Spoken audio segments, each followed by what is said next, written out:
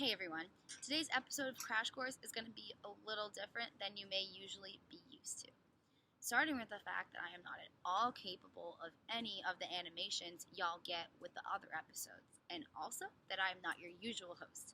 My name is Hannah Wells, and I am a 21-year-old dance performance and choreography major from Boston, Massachusetts, and this is my Crash Course mock episode 12. Before we get this started, it's important to remember that at this point in time, 1000 CE, aka a very, very long time ago, essentially every group globally had their own interpretations or ideas about the natural world, meaning all of the different established cultures had come to their own conclusions about our world and how it worked.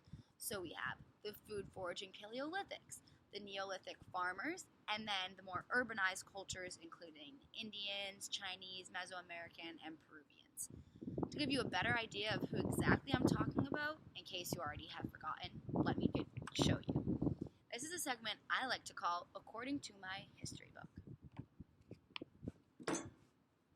So, according to my history book, we have a great photo depiction right here of the Paleolithic people, and this is an example of them, using fire and sticks and pretty much demonstrating this is the beginnings of civilization when all of these new inventions happened, fire, hunting. It was really exciting for them, as you can see by their facial expressions.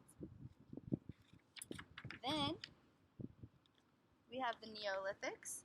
Now, this book didn't give a very specific picture of the Neolithic peoples because they essentially looked a little bit more developed than the Paleolithic people, but a really good example of major contribution they brought to us are the Easter Island heads. So that right there is a great picture depiction of something historically that I think everyone knows. If you need a better example of what that is, the head in Night at the Museum 2 that says, "Dum Dum Give Me Gum Gum." So some cultural references for you there. And then finally, most people do know this, but the Mesoamericans are most famous for their pyramids. So this is just a picture of the pyramids that they had built, specifically a temple of the sun. So that's what was being built there. Anyway, that concludes our According to My History Book segment. So it's important to realize the significance that these cultures' science and scientific ideas brought to the plate because their interpretations laid the groundwork for future political, economic, and social behaviors for civilizations that would come after them. However, not everything that these brilliant people thought up was necessarily correct. For instance, their conceptual understanding of the Earth.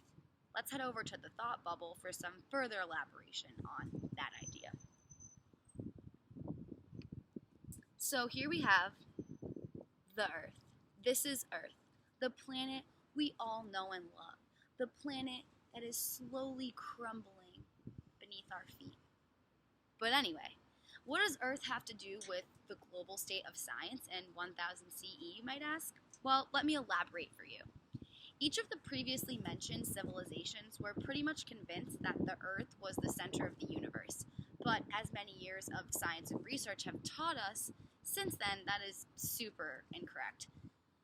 Even by the year 1543, cultures were still convinced that the Earth was in the center of the universe, and nobody would oppose that idea until Nicholas Copernicus sparked the scientific revolution. But you can learn more about that in the next episode.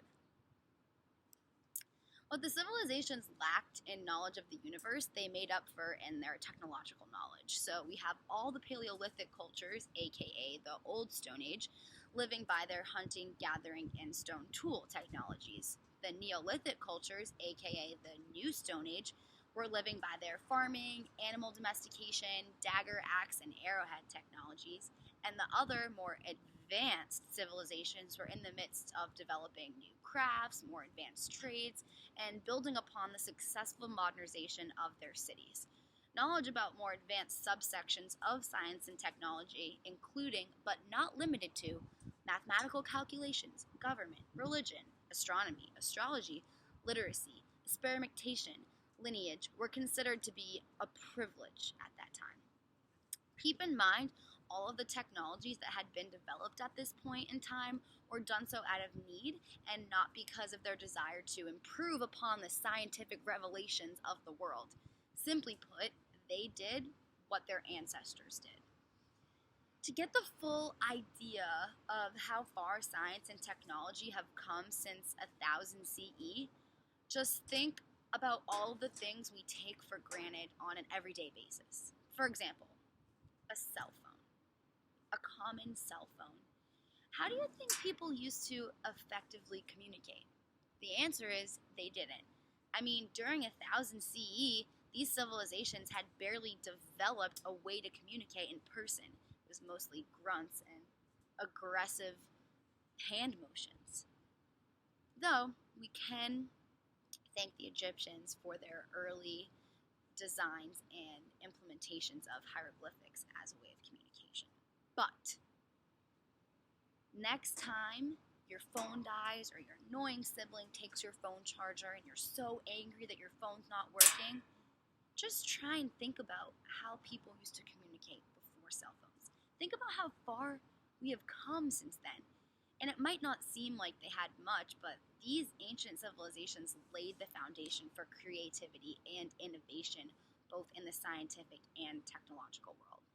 Be sure to watch my next episode about a more accurate representation of the universe and the development of European cultures. Thanks!